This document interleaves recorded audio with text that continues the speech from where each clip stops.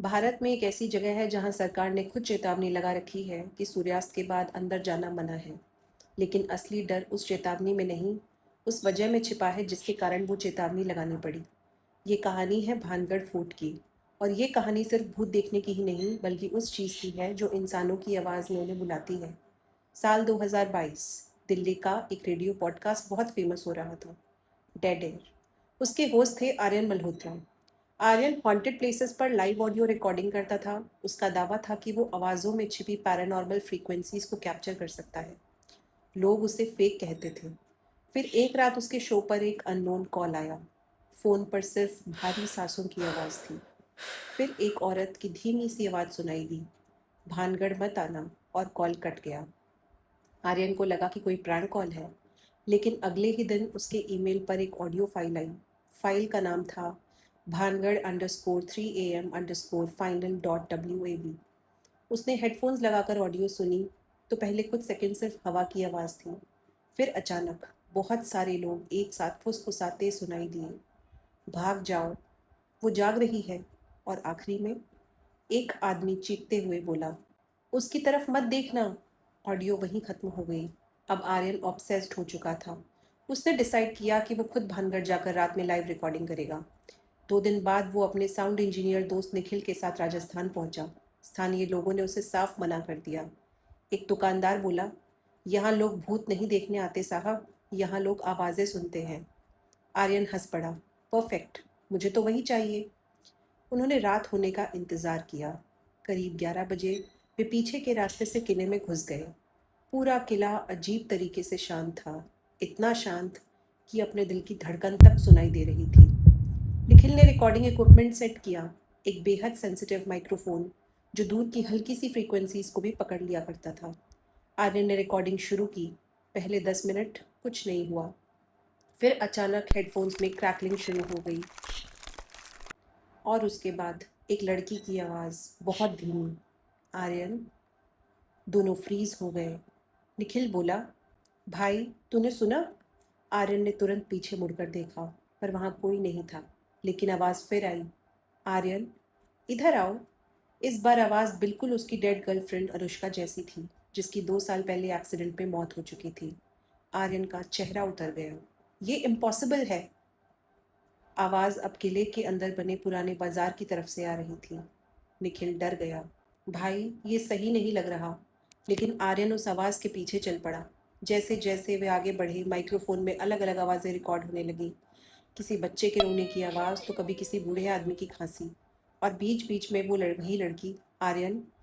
अचानक recording device अपने आप रिवाइंड होने लगी, और स्पीकर से ऐसी आवाज़ आई जो इंसानी नहीं लग रही थी, तुम वापस क्यों आए? निखिल घबरा गया। उसने इक्विपमेंट बंद करने की कोशिश की, लेकिन मशीन अपने आप चालू हो गई।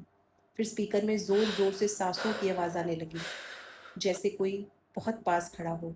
आर्यन धीरे धीरे पीछे मुड़ा, और उसका खून जम गया।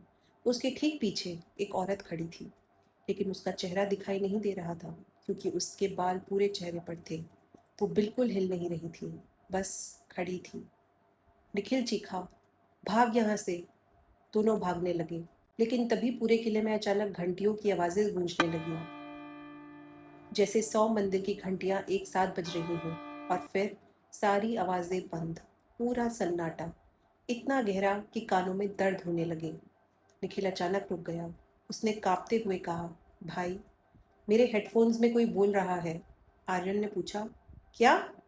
निखिल की आंखें फैल गईं। वो कह रहा है पीछे मत देखना। लेकिन उसी पल निखिल ने पीछे देख लिया और तुरंत जम गया। उसका शरीर बिल्कुल स्टिफ हो गया था। आर्यन ने उसे हिलाया, निखिल। लेकिन निखिल सिर्फ सामने देख रहा था। उसकी आंखों से आंसू निकल रहे थे। फिर उसने धीरे से कहा, वो वहाँ दीवार पर चल रही है। आर्यन ने डरते हुए ऊपर देखा और उसकी सांसें रुक गईं। एक औरत उल्टी दीवार पर रेंग रही थी, मकड़ी की तरह। उसका सर पूरी तरीके से टेढ़ा था और आंखें पूरी काली। वो बहुत तेज़ी से उनकी तरफ आने लगीं। दोनों जान बचाकर भागे। भागते भागते वे एक कमरे में घुस गए और दरवाज़ा बंद कर लिया। दोनों बुरी तरह काँप रहे थे। तभी दरवाजे पर धीरे धीरे खरोंचने की आवाज़ें आने लगीं। फिर एक आवाज़ आई, आर्यन दरवाज़ा खोलो। वो अनुष्का की आवाज़ थी, बिल्कुल वही। आर्यन अब रोने लगा। ये सच नहीं हो सकता। लेकिन आवाज़ फिर आई, मैं अकेली हूँ। निखिल चिल्लाया, मत खोलना। तभी माइक्रोफोन अपने आप चालू हो गया। स्पीकर से अचानक बहुत तेज़ आवाज़ आई, वो इंसान नहीं है।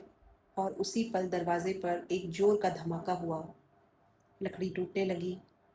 दूसरा धमाका, तीसरा धमाका। फिर अचानक सब शांत। दोनों ने धीरे धीरे दरवाज़ा खोला। बाहर कोई नहीं था, लेकिन ज़मीन पर गीले पैरों के निशान थे, उल्टे पैरों के, जो अंधेरे में जाते जा रहे थे। सुबह करीब 4 बजे वे किसी तरह इस किले से बाहर निकले। दोनों सदमे में थे, लेकिन असली डर तो अभी बाकी था। होटल पहुंचकर उन्होंने पूरी रिकॉर्डिंग सुनी। पहले तो सब नॉर्मल लगा। फिर अचानक ऑडियो में आर्यन की आवाज़ आई, अनुष्का। लेकिन उस समय आर्यन ने ये शब्द बोले ही नहीं थे। फिर रिकॉर्डिंग के आखिरी 20 सेकंड में एक और आवाज़ सुनाई दी, बहुत साफ, अब ये फिर आएगा। और इसके बाद एक भयानक हंसी। उस घटना के बाद आर्यन ने अपने पॉडकास्ट को बंद कर दिया। निखिल ने कभी हेडफोन्स नहीं पहने, लेकिन सबसे डरावनी बात आज भी उनके पास है, उस रात की वो ऑडियो फाइल। क्योंकि जब भी रात को 3 बजे वो फाइल अपने आप प्ले होती है, उसमें हर बार एक नई आवाज़ जुड़ चुकी होती है।